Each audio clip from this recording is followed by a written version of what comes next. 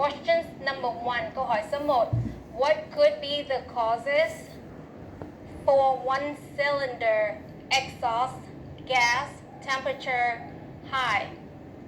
What could be the causes là những cái lý do hay là những cái nguyên nhân gì mà gây ra cái sự tăng nhiệt độ exhaust gas temperature for một cái xi lanh nhé. Thì mình có câu trả lời answer for number 1. One of the following, một trong những cái sau đây. One of the following. Number 1, fuel rack position. Fuel rack position. Cái này for this number 1 you can visually check. Mình có thể nhìn vô quan sát để mà có thể biết được fuel rack position. Number 2, fuel injection valve. Fuel injection valve là vị trí của thứ hai là van phun nhiên liệu. Thì với cái van phun nhiên liệu cái nó có thể gây ra những cái problem là bad atomizer. Bad atomizer là không có phân hủy hết những cái không có đốt hết được á. Bad atomizer. Injection pressure too high. Injection pressure too high là cái áp suất quá cao. And only check when the engine stopped. And number 3, injection timing late.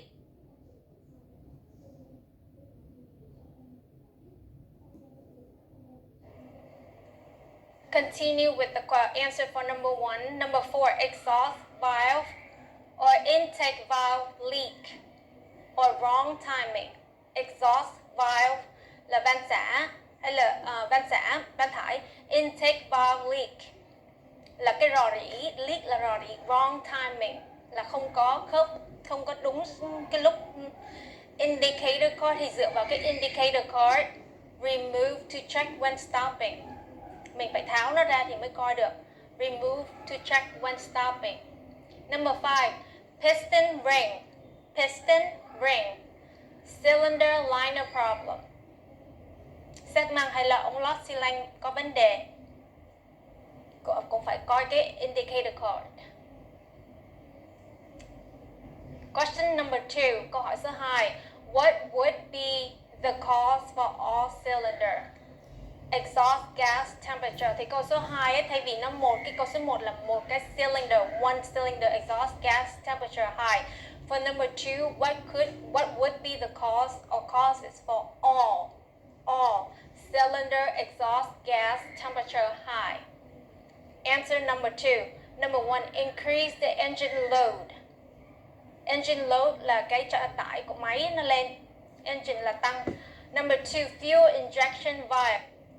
Number 3, exhaust valve leakage. Exhaust valve leakage. Xúc áp bị rò rỉ. Continue with question number 2. Number 4, fouling of exhaust gas passageway. Fouling of exhaust gas passageway. Fouling nó là cái fouling nó là có nghĩa là giống như là mùi hôi thối, mùi kẹt, cái gì nó bị đóng giữ kẹt lại á, thì mình nói là lỗi hay kẹt. Of exhaust gas passageway. Number 5, fouling of scavenger air passageway. Fouling of scavenger air, khí quét, passageway. Number 6, leakage of scavenger air. Leakage of scavenger air. Number 7, scavenge fire. Scavenge fire. Khí quét bị cháy. Number 8, insufficient, không đủ. Insufficient, unsatisfactory là không có đạt, không có thỏa mãn được, là không có đạt yêu cầu, không có đạt tiêu chuẩn. HFO treatment. Heavy fuel oil treatment. Heavy fuel oil treatment. Number 9, insufficient air supply to blower. Insufficient air supply là air cấp to blower. Number 10, exhaust valve timing problem. Exhaust valve timing problem. We go to Question number 3. How do you know ME is overload? How do you know main engine is overload? Hay là marine engine is overloaded? Là bị quá tải. And what would you do in such situation? Làm gì, những việc anh phải làm gì? In such situation là những cái trường hợp như thế. Such situation.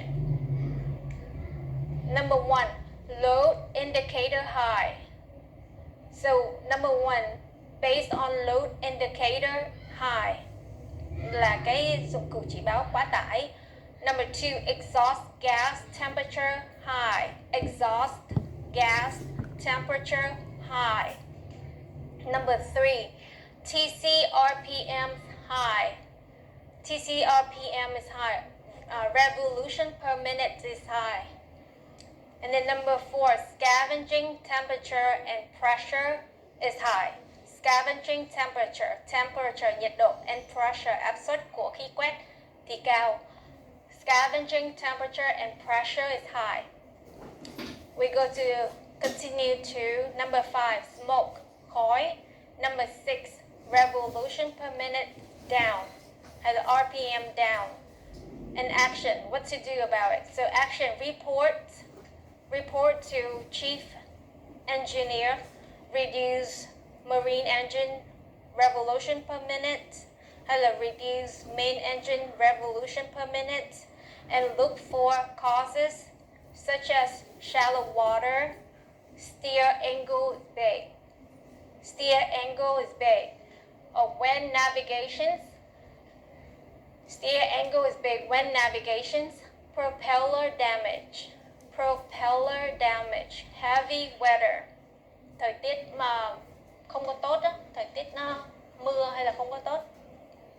So, okay. Action, report to engineer là báo cáo này, reduce là giảm xuống main engine RPM, look for causes such as shallow water, steer angle is big when navigations, propeller damage, heavy weather. And now we go to question number 5. How do you set main engine scavenging air temperature? How do you set là mình để cái nhiệt độ set ME scavenging air temperature, nhiệt độ của khí quét trong máy như thế nào? Answer, higher than dew point temperature, about 5 to 10 degrees Celsius, with considering to scavenging air. So higher than, cao hơn dew points là cái điểm xương, temperature nhiệt độ điểm xương khoảng chừng 5 tới 10 Celsius degree hay là degree Celsius, với cái sự considering, với cái sự xem xét to scavenging air, cái nhiệt độ, cái khí quét. Temperature, quên để cái chữ này là viết tắt cho temperature, recommended by engine maker. In slow steaming normal, set about 50 Celsius degree hay là 50 degrees Celsius. Continue.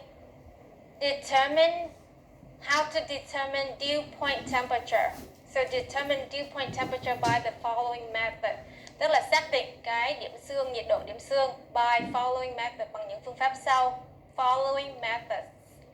Number 1, take wet temperature and dry temperature at engine room near blower side. Take wet temperature, nhiệt độ ẩm và nhiệt độ khô. Number 2, note scavenging air pressure. Note scavenging air pressure of main engine. Number 3, from temperature, humidity là độ ẩm, humidity hay là humidity. Dew point chart, we can find the dew point temperature là mình có thể tìm được cái nhiệt độ điểm xương. Okay, number 6, how do you adjust scavenging air temperature? How do you adjust? Adjust là điều chỉnh. Answer, by seawater bypass valve là cái van tràn nước biển, and outlet valve of air cooler. Number 7. How do you check ME cylinder liners and piston rings? Kiểm tra nó như thế nào? Answer. A. Check liners by through peephole. Peephole là cái lỗ nhỏ. Of scavenge space inspection. Number 1. Press piston rings with the help of a wooden bar. Press piston ring xếp măng with the help, với cái sự sử dụng, với cái help của wooden bar là cái thanh bằng gỗ. This is done to check the spring action. Cái việc này làm để kiểm tra cái sự phản hồi của lò xo, or tension, cái sự co giãn of the ring của cái xếp măng, to know whether là có hay không, the ring is broken or not, whether the ring is broken or not, whether the ring is broken or not. Cái này là một cái cấu trúc câu, lại câu á, whether you like me or not, anh có thích tôi hay không, whether you hate me or not, whether the ring is broken or not. If broken, trong trường hợp nó bị hư, there will be no spring action, sẽ không có cái sự đàn hồi. Number 2, check all grooves in the springs by means of press or turning main engine for piston move up and down. Check all grooves là những cái rãnh. By means of pressing or turning. Press là nhấn, turn là quay, là vặn á. Main engine for piston move up and down, move up and down. We can see they might get stuck. Ta có thể thấy được rằng nó có thể bị kẹt, get stuck, due to carbon deposit. Carbon deposit là những cái cặn carbon. The clearance between the ring and the grooves is also checked by filler gauge. The clearance between the ring, cái clear là khoảng trống biệt giữa cái ring và cái groove. Number 3, the liner and ring are checked for scuffing marks. The liner and the ring are checked for scuffing marks. Scratches. Scuffing marks là những cái dấu mòn, vết mòn. Scratches là những cái vết chày, scratch. Abrasive worn out là sự cọ sát, hư hỏng, worn out, mòn, abrasive. And damage, hư hại, and overall condition, và cái điều kiện tầm. Number 4, check for carbon deposit. Kiểm tra cái cặn của carbon in piston crown, trong đỉnh piston. And then B, check when overhaul. The rings are normally changed completely with the new set. The rings are normally là bình thường, change bị thay đổi, completely một cách hoàn toàn, with the new set. The new set là một cái bộ mới á. But following steps needs to be considered for scraping the rings. But following steps, những cái bước sau đây needs, cần được xem xét, for scraping, cạo hay là cạo cái ring, cái xi măng. Number 1, if the piston ring is found stuck inside the groove. If the piston ring, nếu cái xi măng is found, được tìm thấy, stuck, kẹt, inside the groove. Number 2, if the axial height of the ring reduces. If the axial height là cái chiều dài trục thẳng, chiều cao trục thẳng of the ring của xi măng reduces, giảm, and the clearance in rings and grooves is large. Cái khoảng trống giữa cái ring và cái rãnh á, là lớn. And if the chrome layer is peeled or damaged. Cái chrome layer là cái hợp kim, cái lớp hợp kim, chrome layer is peeled là bị chóc ra hay là bị hư. Question number 8. What would you do in the case? Anh sẽ làm gì? Of scavenging box is on fire. Để bị cháy, hộp khí quyển bị cháy. Answer number 8. Number 1, report to bridge. Báo cáo cho buồng máy. Chief engineer and put telegraph to that slow ahead position.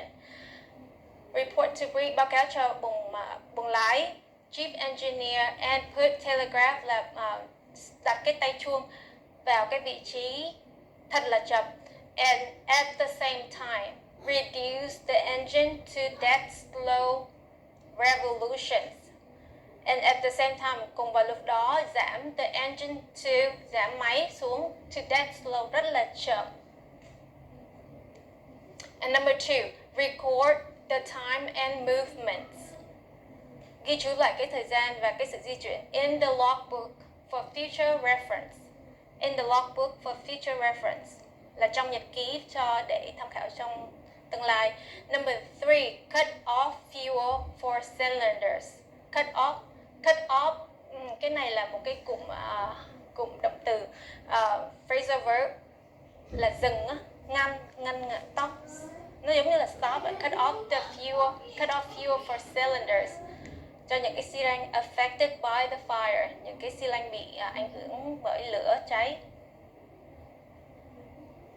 Number 4, increase cylinder oil feed to prevent the piston seizing.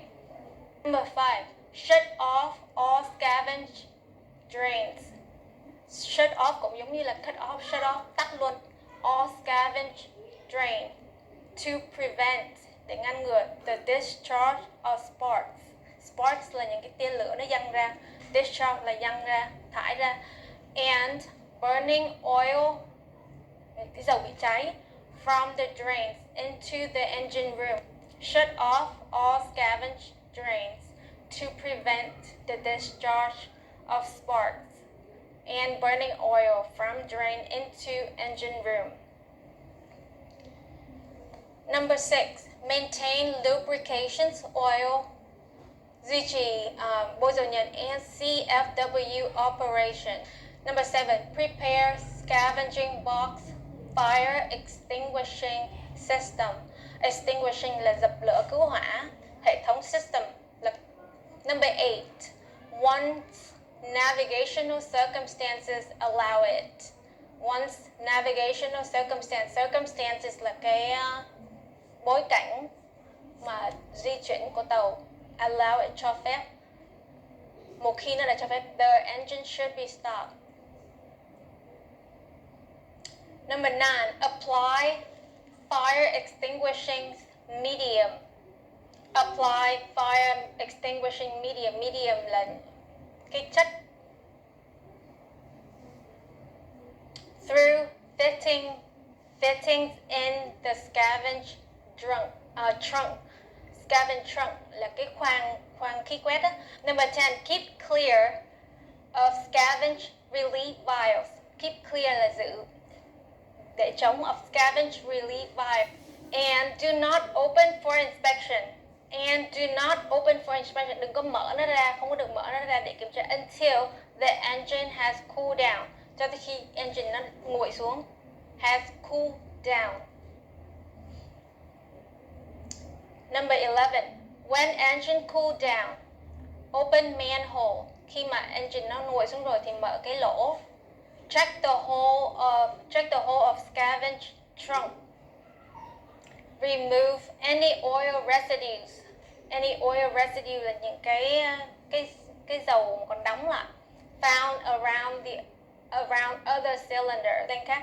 Number 12, inspect the piston rod and gland for signs of excessive scorching. Inspect the piston rod là kiểm tra cái cần piston và những cái ống dẫn, for sign những cái dấu hiệu excessive scorching là những cái dấu hiệu mà bị cháy nóng. Number 13, inspect cylinder liners, pistons, piston rings for any damages. Number 14, inspect scavenging box for any damage, burning, cháy. Number 15, assess the causes of fire and rectify. Number 9, how to avoid scavenging air firing. How to avoid là tránh scavenging air firing, là cái sự cháy của khí quét. Number 1, to prevent scavenging fires. Number 2, check and clean. Kiểm tra và làm sạch scavenge air box periodically. Periodically là theo định kỳ, monthly. Remove all accumulated oil sludge. Remove là làm sạch đi, lấy đi all accumulated oil sludge, những cái xỉ của dầu, những cái máng dầu, ván dầu nó còn đọng lại, accumulated đã tụ lại. Clean port air flaps. Number 3, clean all drain pipe. And clean all drain pipe to prevent pipe choked. Choke có nghĩa là mình bị hóc, bị nghẹn. Thì trong đối với cái ống thì nó sẽ bị tắc lại, bị nghẹn lại. Prevent pipe choked. Number 4, check conditions of cylinder liners. Check condition of cylinder liners, cái điều kiện. And piston rings, check bằng regularly, thường xuyên. Check and maintain proper lubricating. Check và duy trì proper lubricating, bôi nhờn phù hợp condition. To prevent ring blow by. Enough lubrication, not less or not excess. Tức là không có ít hơn mà cũng không có quá nhiều, không có quá ít, không quá nhiều, đủ thôi. Number 5, fuel injection equipment must be kept in good conditions. Fuel injection equipment must be kept, phải được giữ. Thế này là bị động phải, must be kept in good condition. Number 6, check injection timing periodically to ensure correct timing. Check injection timing, tức là định kỳ coi kiểm tra cái thời gian. Number 7, carry out fuel oil treatment carefully. Carry out, cái này fuel oil treatment carefully, cẩn thận. Number 8, drain scavenge air box regularly when main engine running. Tức là phải xả nó thường xuyên, xả cái hộp khí quét thường xuyên. Number 10, what is puncture valve? How does it work? Puncture valve là gì? How does it work? Nó làm việc như thế nào? Number 1, the puncture valve consists of a piston which communicates with control air system of the engine. The puncture valve consists of, nó bao gồm có a piston, một cái piston, which communicate, mà nó có thể trao đổi, tương tác with control air system, hệ thống kiểm soát không khí of the engine của máy. Number 2, puncture valve is fitted, được gắn vào in the top cover. Top cover là ở phía trên, cái vỏ phía trên of the pump, của máy bơm. It is opened when compressed air. It is open, nó sẽ được mở when cái khí nén from the control air system act on top of the piston fitted in the top cover. Number 3, the puncture valve is operated in the event. The puncture valve is operated, tức là sẽ được hoạt động. Nó sẽ bắt đầu hoạt động in the event, trong cái sự kiện of actuation. Cái sự thật sự của system shutdown, khi mà cái hệ thống tắt đi á, actuation, cái hoạt động thật sự á. And when stopped is activated, tức là cái hệ thống dừng, hệ thống tắt, hệ thống ngừng á, nó được kích hoạt. Compressed air causes the piston with pin to be pressed downward and puncture the oil flow to fuel valve. So when stop activated, compressed air causes the piston mà nó có cái pin á, cái pin to be pressed, nhấn xuống downward and puncture, đâm qua the oil flow to the fuel valve, qua cái van dầu. Ok, vậy là phần vừa rồi là cái phần vừa rồi là phần kết thúc vừa kết thúc cái video số 1 phỏng vấn cho các sĩ quan máy. Thì Phương Anh cũng hy vọng rằng cái video cái nội dung của video sẽ giúp cho các bạn thành công hơn trong cái việc nói phỏng vấn lưu loát trong cái buổi phỏng vấn việc làm của mình. Phương Anh cũng xin chúc các bạn may mắn và hy vọng các bạn sẽ giữ sức khỏe, sống